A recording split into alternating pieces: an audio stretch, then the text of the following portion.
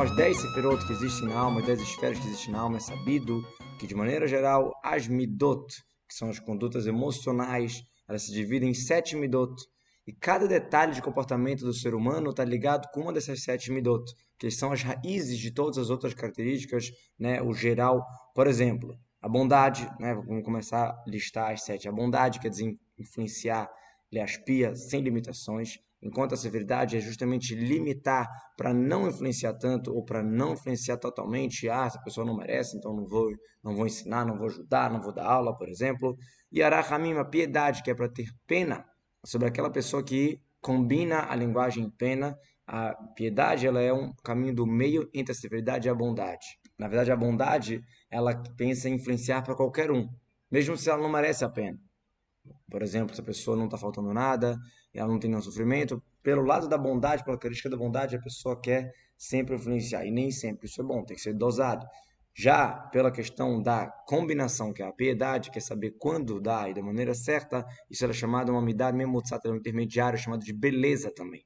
Igual roupas belas, que uma roupa de vários tons misturados, isso é uma beleza. Agora, uma roupa que é um tom só, então não combina a linguagem tiferet, essa beleza. A beleza vem da combinação. Então, já explicamos Chesed, Gvurá e Tiferet. Chesed é bondade, amar sem limites. Gvurá, limitar, talvez não é tanto, talvez não deve para essa pessoa. Piedade, que é fazer um cálculo, uma dosagem, uma mistura, uma beleza da combinação. Depois, quando essa influência já vem mais para a prática, ou seja, na hora da influência mesmo, tem que se aconselhar como fazer. Tá bom, eu amo essa pessoa, gosto da pessoa, mas como é a maneira correta? Por exemplo, um professor para um aluno, como que vai ensinar? De uma maneira que o receptor consiga pegar essa influência.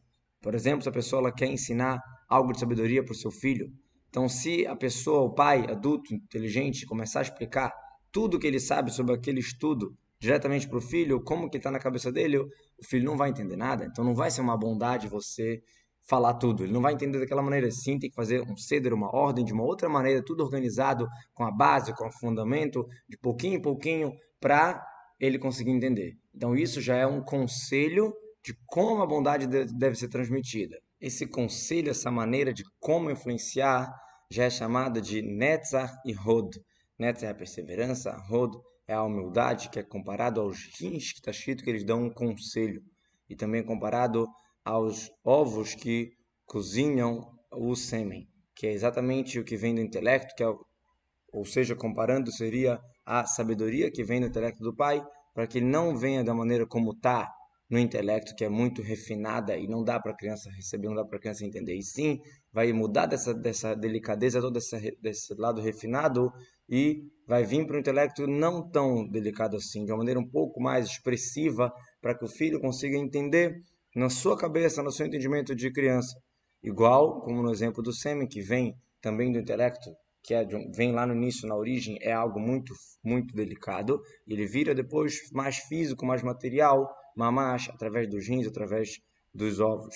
A gente sabe também que espiritualmente o Netzach e o Hod, a perseverança e a humildade, são chamados de Shechakim, que é um nome de um céu, Erechaim, que é o moinho, que eles lá é moído humano por Sadekim, um assunto espiritual, igual quando você moe o trigo no moinho, que você está esfarelando aquele, né, em muitos pedaços, a mesma coisa, o pai ele pega o intelecto dele que é mais difícil, que ele quer influenciar para o filho, e ele esfarela e divide aquilo de uma maneira que a criança vai conseguir entender de pouco em pouco, com muito aconselhamento, com muita consciência. Inclusive, né, a questão do Netza, dessa vitória, dessa perseverança, é ganhar e ser persistente contra qualquer empecilho dessa influência do estudo, do ensinamento para o filho, tanto de dentro, tanto de fora. Ou seja, de dentro, me bite, é contra a própria severidade. Às vezes o pai fala, esse filho não está ainda pronto para receber isso, que ele desperta a severidade sobre o filho, falar que ainda não é apropriado, alguma coisa assim.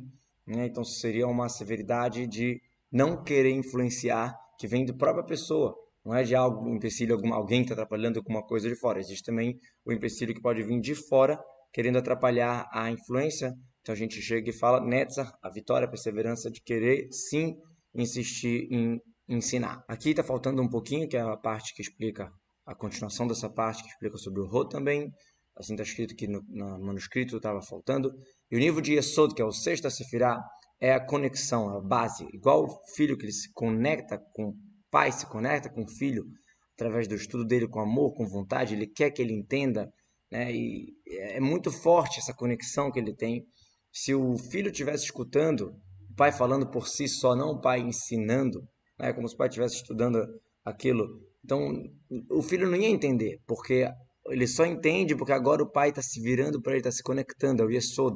Quer dizer, pode ter influência, pode ter a bondade, pode ter o Netzach, mas se não tem a ponte, essa transmissão do pai para o filho, do pai está olhando para o filho, ensinando para ele, querendo que ele entenda, então face a face, com amor, com vontade, que ele quer muito que o filho entenda, então isso causa uma influência muito mais forte. Quanto mais for o desejo, o prazer, mais forte vai ser a influência, o estudo que o filho vai conseguir captar, e o pai vai ensinar muito mais, porque o prazer, o desejo, ele cresce, ele aumenta, né, o intelecto dele, a influência vai aumentar muito mais, vai crescer muito mais. Como, por exemplo, no materialmente, na influência do sêmen, que vem do desejo, do prazer, quanto mais a pessoa tiver prazer, mais vem a influência do sêmen, porque vem mais da sabedoria do intelecto do pai.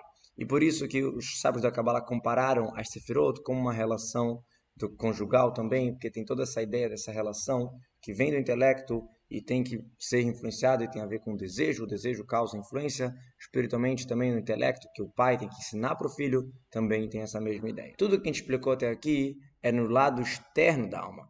Bondade, severidade seria o externo. Existe o primiuto íntimo das midot, que é o amor e o temor.